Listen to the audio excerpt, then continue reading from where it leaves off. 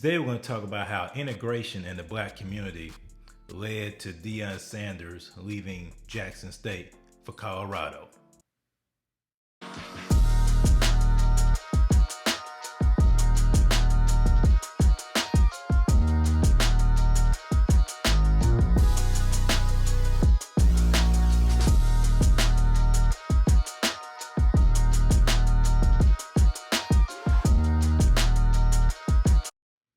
Welcome back to the Biblical Conservative channel, where we come against the anti-God, anti-human, anti-biblical, anti-Christian spirit that's looking to prevail in this land.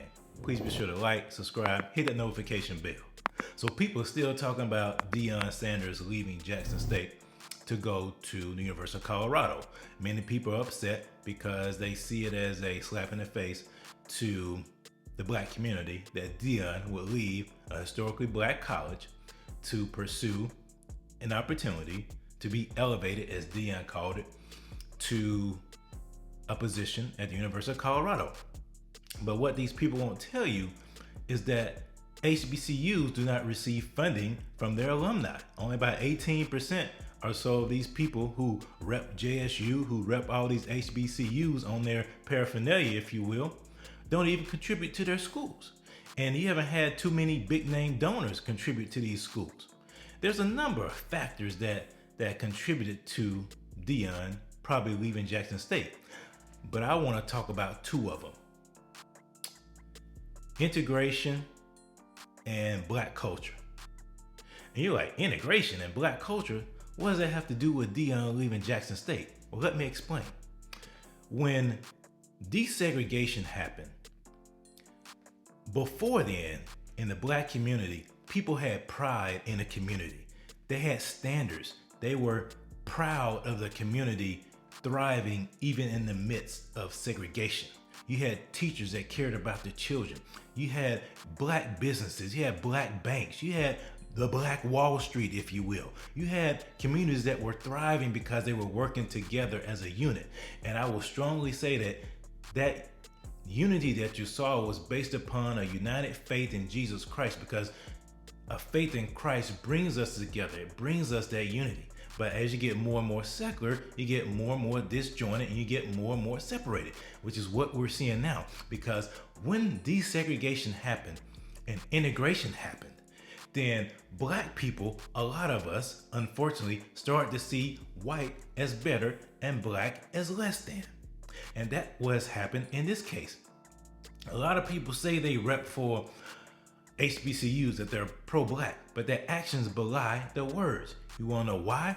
Because at the first opportunity they get, they will send their child to a middle-of-the-road, predominantly white institution instead of sending them to a prestigious black institution, because they see the education that person will receive from a predominantly white institution as being better than the education they're going to receive in a historically black college or university. And I say that as a person who went to a predominantly white institution, and I strongly consider it an HBCU.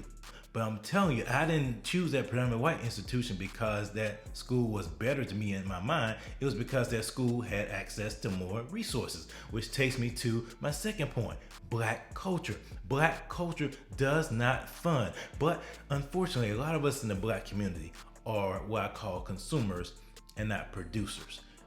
We don't produce things, we consume them. And part of that consumption leads to crime. Part of that consumption leads to the degradation of our society. Jackson State is located in probably the roughest part of Jackson. Jackson is poor just like the rest of the state of Mississippi. And that has resulted in crime being higher in that portion of the city than anywhere else in that city. And so therefore, Jackson State is located in a high crime area. And unfortunately, a lot of HBCUs are located in high crime areas if they're located in the city. And unfortunately, that black people are unfortunately synonymous with crime in a lot of minds of people that are on the outside looking in. But I say black culture because black culture looks to beg and ask for things from white people instead of producing things on our own. We used to be producers, but when integration happened, That radically changed black culture to a point to where people are too lazy to produce anymore. They don't want to produce. They would rather consume it on themselves instead of produce it for future generations. They rather consume things for themselves instead of producing for a future generation.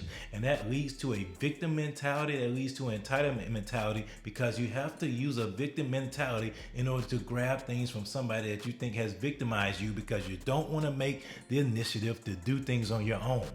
We have to break that. And so Deion was fighting against all those things at Jackson State, and in his mind, he felt that he could not sustain that. And so he decided to leave and go to Colorado. That's my opinion. We're not victims, we are empowered for greatness.